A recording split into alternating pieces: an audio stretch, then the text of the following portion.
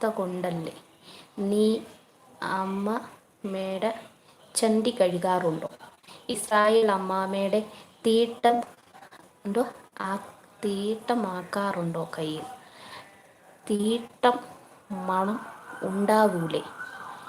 ആഹാ, Israel പോയി ചന്തി കഴുകേണ്ടി വരില്ല.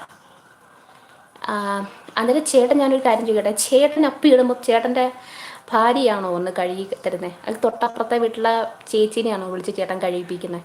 സ്വന്തമായിട്ടല്ലേ കഴുകുന്നത്? സ്വന്തമായിട്ട് കഴുകൂല.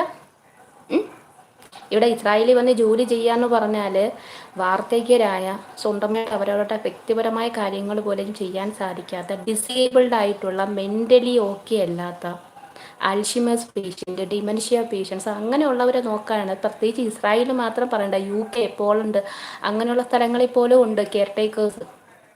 മനസ്സിലായോ? താങ്കൾ വ്യവസ്ഥയില്ലാതെ സംസാരിക്കാതെ. ഈ പറഞ്ഞ ജോലിയൊക്കെ ഞാൻ ചെയ്യുന്നയാടോ.